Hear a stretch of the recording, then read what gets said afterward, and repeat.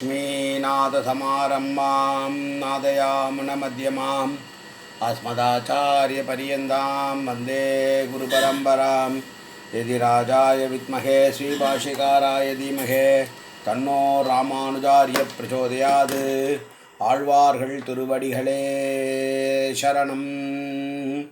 எம்பெருமானார் திருவடிகளே சரணம். ஜீயர் திருவடிகளே சரணம். யோ நித்யமச்சுதபதாம்புஜயுக்மருக்ம व्यामोगदस्ततितरानतृणाय मेने अस्मद्गुरोर्भगवतोऽस्य दयैकसिन्धो ராமானுஜஸ்ய சரணம் சரணம் பிரபத்யே. நீரார் கடலும் நிலமும் முழுதுண்டு ஏலார் ஆலம் இளம் தளிர்மேல் துயிலந்தாய் சீரா திருவேங்கடமாமலை மேயாராமுதே அடியேர் கருளாயே. எல்லாம் வல்ல ஏழுமலையான் பெருங்கருணையால் இந்த அத்தியாயன காலத்தில் நாம் திருக்கோளூர் அம்மாள் பெண்பிள்ளை ரகசியம் என்பதை அனுபவித்து வருகிறோம். திருக்கோளூர் பெண்பிள்ளை ரகசியம் என்கிற கிரந்தத்தை அனுபவித்து வருகிறோம். இன்றைக்கு நாம் சேவிக்க இருக்கிற வார்த்தை, அனுபவிக்க இருக்கிற வார்த்தை 34வது வார்த்தை. இடைக்கழியில் கண்டேனோ முதலாழ்வார்களை போலே என்று அந்த அம்மாள் ராமானுஜரை பார்த்து சொன்ன வார்த்தையை அனுபவிக்க இருக்கிறோம். 33வது வார்த்தையாக அந்த அம்மாள் சொன்ன வார்த்தை இளைப்பு விடாய் தீர்த்தேனோ நம்பாடுவான் போலே என்று வராகமூர்த்தியே லக்ஷ்மி தேவிக்கு சொன்ன ஒரு புராண கதையை பற்றி சொல்லி, அப்படி என்ன நான் நம்பாடுவான் போல பெருமாள் அருள் பெற்றவளா, நான் ஊரில் இருந்தால் என்ன வெளியிலே இருந்தால் என்ன என்று ஆச்சாரியனை பார்த்த கேட்ட கேள்வி அந்த 33வது வார்த்தை. இந்த 34வது வார்த்தை ஆழ்வார்களை பற்றிய, முதலாழ்வார்களை பற்றிய வார்த்தை. இடைகழியில் கண்டேனோ முதலாழ்வார்களை போலே என்பதாகும். வார்த்தையினுடைய அர்த்தங்களை, விசேஷங்களை அனுபவிப்பதற்கு முன்னால் திருப்பாவை 18வது நாள், இன்றைக்கு மார்கழி மாதம் 18ஆம் நாள், 18வது திருப்பாவை பாசுரத்தை முதலிலே சேவித்துவிட்டு பின்னர் 34வது வார்த்தைக்கான அர்த்த விசேடங்களை அனுபவிப்போம். 18வது பாசுரம். உந்து மதக்களிற்றன் ஓடாத தோல்வழியன் நந்தகோபாலன் மருமகளே நப்பின்னாய் கந்தம் கமழும் குழலி கடைதிரவாய் வந்து எங்கும் கோழி அழைத்தனகான் மாதவி பந்தல் மேல் பல்கால் குயிலினங்கள் கூவினகான் பந்து ஆர் விரலி உன் மைத்துனன் பேர்பாட செந்தாமரை கையால் சீரார் வளை ஒளிப்ப வந்து திரவாய் மகிழ்ந்தேலோர் எம்பாவாய். ஆண்டாள் திருவடிகளே சரணம். இடைக்கழியில் கண்டேனோ முதலாழ்வார்களை போலே என்பதாகும். திருக்கோவிலூர் திவ்ய தேசத்திலே திருவிக்கிரம பெருமாளை சேவிப்பதற்காக ஒருவர் வருகிறார். வைணவ பெரியவர் வருகிறார். வைணவ பெரியவர் தரிசனம் முடிந்து விட்டது. அங்கு இருக்கக்கூடிய மிருகண்டு முனிவருடைய ஆசிரமத்திற்கு சென்று சற்று ஓய்வெடுக்கலாம் என்று போகிறார். ஓய்வெடுக்கலாம் என்று கருதி போகிற நேரத்திலே மழை தூர ஆரம்பிக்கிறது. எனவே அவர் அந்த மிருகண்டு ஆசிரமத்திற்கு சென்று இடைக்கழியிலே சற்று கால் நீட்டி படுத்து கொள்கிறார். அங்கு இருக்கக்கூடிய இடைக்கழியிலே, அந்த இடைக்கழியிலே படுத்துக்கொண்டு நாரண நாமத்தை ஜபித்து கொண்டிருக்கிறார் அந்த பெரியவர். மழை பழுத்து பெய்ய ஆரம்பிக்கிறது. அந்த நேரம் பார்த்து மற்றொரு வைணவர் வருகிறார். வைணவர் என்று எப்படி சொல்லுகிறோம் என்றால், பாகவதர் வரும்பொழுதே நாராயண நாராயண நாராயண என்று நாராயண நாமத்தை சொல்லிக்கொண்டே வந்து இடைக்கழியை நோக்கி வந்து இங்கே ஒதுங்கலாம் என்று நினைக்கிறார். அங்கு ஏற்கனவே இருக்கக்கூடிய பெரியவர் நாமம் சொல்லிக்கொண்டே இருப்பதை பார்த்தவுடனே இவருக்கு ஒரு சந்தோஷம். ஒரு சகா கிடைத்து விட்டார், ஒரு நண்பர் கிடைத்து விட்டார் பேசுவதற்கு. ஏனால் இரவு நேரமாக இருக்கிறது, மழையும் இருக்கிறது. இங்கே ஒதுங்கி இரவு முழுதும் பெருமாளை பற்றி பேசிவிட்டு மறுநாள் காலையிலே நம்முடைய பிரயாணத்தை தொடங்கலாம் என்று நினைத்து கொண்டு அவர் உள்ளே வந்து வரலாமா என்று கேட்கிறார்.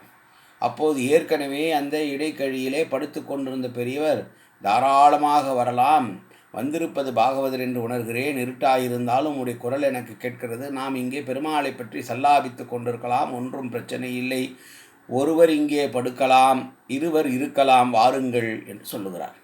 உடனே இருவரும் செல்கிறார்கள். இரண்டாவது வந்தவரும் உள்ளே செல்கிறார். முதலாவது ஒரு பெருமாளை பற்றி, அவருடைய அவதார பெருமைகளை பற்றியெல்லாம் இருவரும் பேசிக்கொண்டே இருந்து நாம ஜபம் செய்து கொண்டே இருக்கிறார்கள்.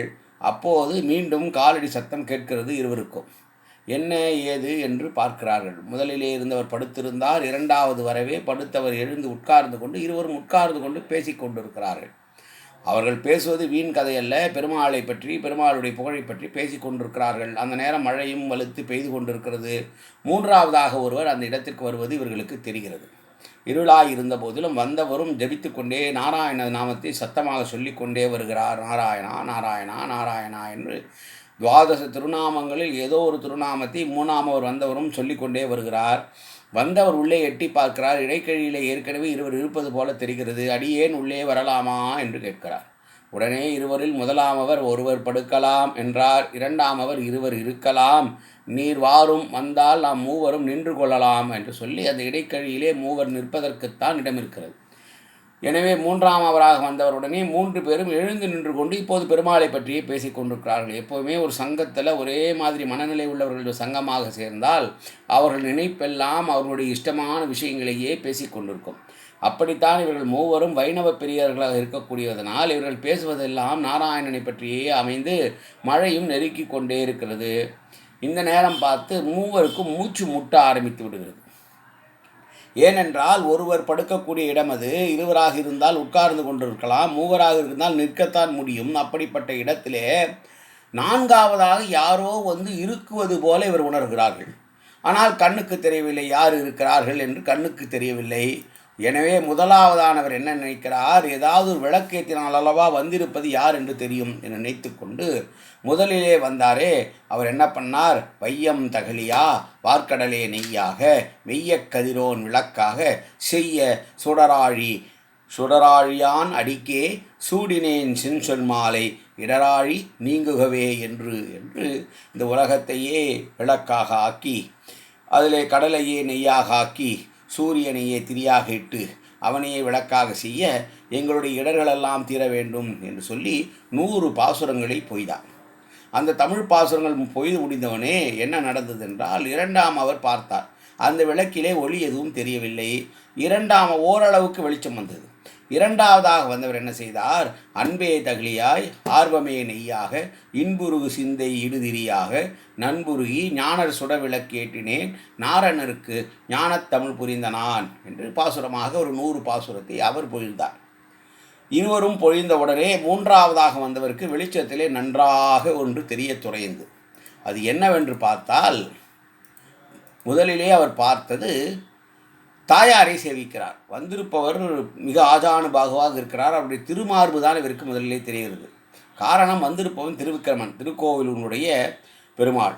வந்திருக்கிற திருக்கோவிலூர் பெருமாள் கோயிலுக்குள் இருந்தவன். ஆழ்வார்கள் மூவரும் சல்லாபித்து கொண்டிருப்பதை கேட்டு தன்னை பற்றி அவர்கள் பேசி கொண்டிருக்கிறார்களே, தன்னுடைய மகன்களை போன்றவர்கள் தன்னுடைய பிள்ளைகளாக இருக்கக்கூடிய பாகவதர்கள் என்று அவர்கள் பேசுகிற இடத்திற்கு வந்துவிட்டார்.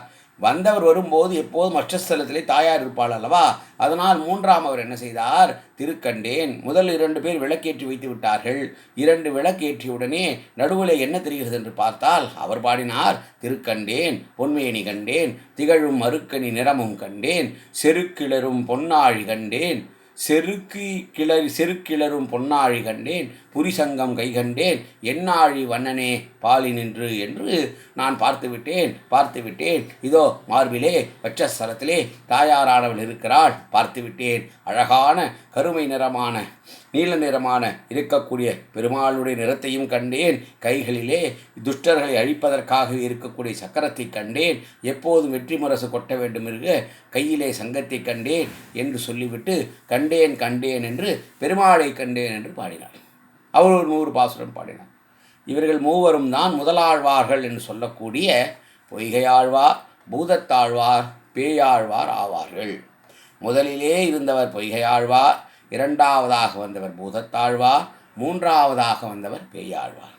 இந்த 3 ஆழ்வார்களும் திருக்கோவிலூர் என்கிற திவ்ய தேசத்திலே சந்தித்து கொண்டது ஒரு இடைக்கழியிலே சந்தித்து கொண்ட இந்த மூவரும் பேசியதனால் நமக்கு கிடைத்தது அருமையான 300 பாசுரங்கள்.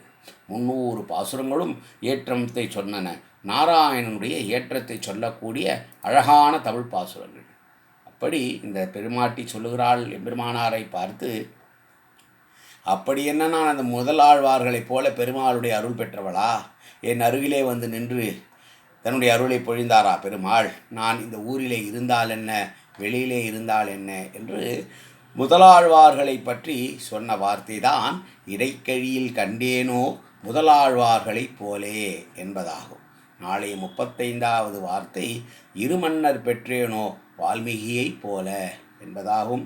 காயேன வாச்சா மனசேந்திரியர்வா உத்யாப்தனாவா பிரகதேசுபாவாது கரோமி எத்தத் சகலம் பரஸ்மை ஸ்ரீமன் நாராயணாயேதி சமர்ப்பயாமி. உடலாலும் உள்ளத்தாலும் வாக்காலும் சகலவிதமான பாவங்களும் தோஷங்களும் நிறைந்ததாக இவ்வுலகத்தோடு இயல்பிருந்த போதிலும் அடியேன் செய்கிற நல்வினையோ தீவினையோ அத்தனையும் உன்னுடைய கமலமலர் பாதங்களில் சமர்ப்பிக்கிறேன் கண்ணா.